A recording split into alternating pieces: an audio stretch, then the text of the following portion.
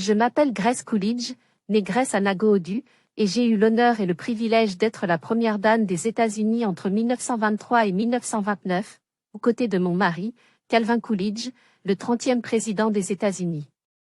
Mon histoire, durant ces années marquées par les transformations de l'Amérique, est celle d'une femme dévouée à son rôle public tout en restant ancrée dans mes valeurs personnelles. Née en 1879 dans une famille modeste du Vermont, j'ai été formée pour devenir enseignante et je me suis spécialisée dans l'éducation des sourds. Enseigner à des élèves sourds à l'école Clark pour sourds à Northampton, Massachusetts, fut une expérience formatrice qui a forgé mon caractère et renforcé ma conviction en la puissance de l'éducation. C'est lors de cette période que j'ai rencontré Calvin, un homme discret, mais d'une grande intelligence et intégrité. Nous nous sommes mariés en 1905, et j'ai toujours été son soutien indéfectible tout au long de sa carrière politique, qu'il s'agisse de ses fonctions de gouverneur du Massachusetts ou de vice-président. Mon rôle de première dame a commencé de manière inattendue, suite au décès soudain du président Warren Harding en 1923. Cette période était à la fois un honneur immense et une responsabilité considérable. Je me suis appliquée à remplir mes devoirs avec dignité et grâce, tout en m'efforçant de maintenir un environnement chaleureux et accueillant à la Maison-Blanche. En tant que première dame, j'étais très impliquée dans la préservation du patrimoine historique de la Maison-Blanche et dans l'organisation d'événements sociaux qui réunissaient des personnes de divers horizons.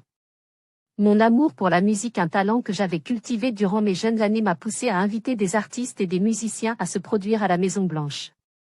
C'était une manière d'offrir un moment de répit et de beauté dans un monde souvent marqué par des tensions. Cependant, cette période n'était pas sans épreuve. La perte de notre fils cadet, Calvin Jr. À l'âge de 16 ans, fut un choc terrible et une douleur que nous avons portée en silence. Ce deuil a marqué notre famille, bien que mon mari ait continué à diriger la nation avec rigueur, j'ai souvent senti qu'une partie de lui était à jamais changée. Durant les années de présidence de Calvin, les États-Unis ont connu une période de prospérité économique connue sous le nom de Roaring Twenties. Mon mari était un homme de peu de mots, mais ses principes étaient clairs. Il croyait en un gouvernement restreint et en la responsabilité individuelle. Mon rôle était de tempérer sa réserve naturelle en apportant une touche de chaleur et de convivialité à son administration.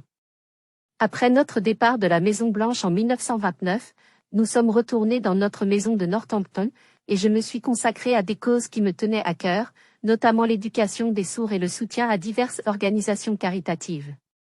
Bien que Calvin soit décédé en 1933, je me suis efforcée de perpétuer son héritage tout en restant fidèle à mes propres convictions.